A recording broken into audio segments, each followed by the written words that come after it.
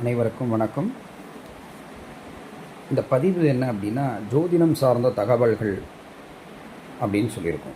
இந்த ஜோதிடம் அப்படிங்கிறத முதல்ல என்ன அப்படிங்கிறத தெரிஞ்சுக்கணும் அப்படிங்கிற நோக்கத்தோடு தான் இந்த பதிவு. நாமும் ஜோதிடர் ஆகலாம், ஃபஸ்ட்டு நாமும் ஜோதிடர் ஆகலாம் அப்படிங்கிற எண்ணத்தோட ஜோதிடம் அப்படின்னா என்னன்னு முதல்ல தெரிஞ்சுக்கணும். இன்றைக்கி எத்தனையோ பேர் எத்தனையோ கஷ்டங்களுக்காகத்தான் ஜாதகத்தை எடுத்துகிட்டு ஒரு ஜோதிடர்கிட்ட போகிறோம். அப்போ அந்த ஜோதிடர்கிட்ட போய் அந்த ஜாதக ரீதியாக சில பேருக்கு பார்த்தோம்னா என்ன கேள்விகள் கேட்கணும், ஒரு ஜோதிடர்கிட்ட எந்த விதமான கேள்விகள் நாம் கேட்கணும் அப்படிங்கிறத இன்னும் சில பேருக்கு தெரியாது. ஜாதகம் எடுத்துகிட்டு போவாங்க, தங்களுடைய கஷ்டத்தை, அந்த கஷ்டத்துக்கான தீர்வை தேடி அவங்க போவாங்க. அவங்களுக்கு தெரியாது, யாரையும் நம்ம குறை சொல்கிறத விட அந்த கஷ்டத்துக்கான அந்த தீர்வை தேடி தான் அந்த ஜோதிடர்கிட்ட போய் அந்த தீர்வு கிடைக்காதா அப்படிங்கிறத அந்த ஜாதகத்தை கொடுத்து அவற்றை பார்க்குறாங்க. அப்போ அந்த ஜோதிடர் அந்த ஜனன காலம், நம்மளுடைய ஜனனகால ஜாதகத்தை எடுத்து அந்த பிறப்பு அப்படின்னு சொல்லக்கூடிய அந்த லக்னம் அப்படின்னு சொல்லக்கூடிய இந்த 12 கட்டங்கள், ராசி, அந்த ராசி கட்டத்தில் இருக்கக்கூடிய கிரகங்களுடைய அமைப்பு, அப்போ நம்மளுடைய லக்னம், நம்மளுடைய தசா புத்தி, கிரக நிலைகள், முதல்ல சொன்னேன், இந்த கிரக நிலைகள் அப்படிங்கிறத வச்சு தான் ஒரு ஜோதிடர் ஒரு ஜாதகத்தை கணிக்க முடியும்.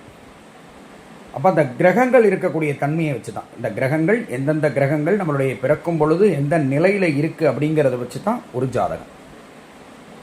அப்போ அந்த ஜாதகத்தை நம்ம கணிக்கிறோம்.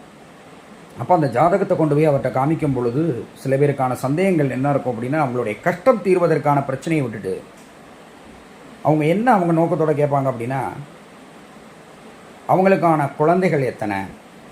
இது எல்லோரும் தெரிஞ்சுக்கக்கூடிய விஷயம் தான், தெரிஞ்சுக்கணும். ஒரு ஜாதகத்தை எடுத்துகிட்டு போகிறோம் அப்படின்னா, இப்போ அவங்களுக்கு ஒரு குழந்தை இருக்குன்னா அடுத்து ஒரு குழந்தை இருக்கா அப்படிங்கிறத தெரிஞ்சுக்கிறது நம்மளுடைய எதிர்பார்ப்பு.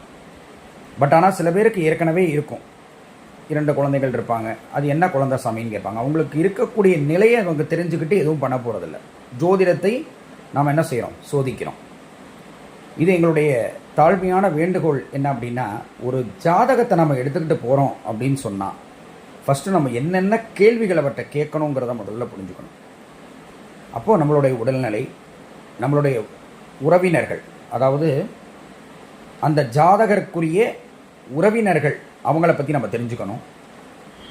அப்போ அவங்களுடைய தொழில், அவங்களுடைய வளர்ச்சி, இந்த ஜாதகம்ங்கிறது எதுக்கெல்லாம் பயன்படுது அப்படின்னா, நம்மளுடைய வாழ்க்கை முன்னேற்றத்திற்காக பயன்படுத்தணும் இந்த ஜாதகத்தை. ஆனால் நீங்கள் நிறைய பேர் அதை சோதிக்கிறாங்க. ஆராய்ச்சி, ஜோதிடம்ங்கிறதே ஒரு ஆராய்ச்சி தான். இன்னும் தேடல்கள் அதிகமாக இருக்கும். ஜோதிடத்தை பொறுத்த வரைக்கும் தேடல்கள் அதிகமாக இருக்கும். எவ்வளோ பெரிய ஜாம்பவானாக இருந்தாலும் சொல்லிடுவாங்க. ஜோதிடத்தை பொறுத்த வரைக்கும் இதை சொல்ல முடியாதா சாமி அப்படின்னா அது கிடையாது. அதற்காக இந்த பதிவில் எல்லாருக்கும் இந்த ஜோதிடம் எளிமையாக இருக்கணும், அவங்க புரிஞ்சுக்கணும். அதாவது புரிதல் இருந்தால் போதும். நம்ம எதற்காக ஜாதகம் பார்க்குறோம், எதற்காக இந்த ஜோதிடரை நாடி நம்ம அந்த ஜாதகத்தை எடுத்துகிட்டு போகிறோம் அப்படிங்கிறத மனம் முழுசாக புரிஞ்சுக்கிச்சு அப்படின்னா நம்ம கேட்கக்கூடிய கேள்விகள் எளிதாக இருக்கும். அவங்க சொல்லக்கூடிய பதில் நமக்கு ஒரு புரிதல், அவங்க சொல்லும் பொழுது நமக்கு அது முழுசாக புரியும் எதற்காக அவங்க சொல்கிறாங்க. அப்போ வாழ்க்கையான முன்னேற்றங்கள், அப்போ ஜோதிடத்தில் பரிகாரம் செஞ்சால் தான் வாழ்க்கையில் முன்னேற முடியுமானா அது கிடையாது. சில தேவைகளுக்கான பரிகாரம், அவ்வளோதான். எல்லாத்துக்கும் பரிகாரம் கிடையாது. அப்போ வாழ்வியல் மாற்றத்தை நம்ம விரும்புகிறோம், நமக்கான முன்னேற்றம், நமக்கான தடைகளை அகற்ற விரும்புகிறோம். அதற்கு என்ன வழிகாட்டி அப்படின்னா ஜோதிடம் மட்டும்தான். அதை உண்மையாக உணரணும்.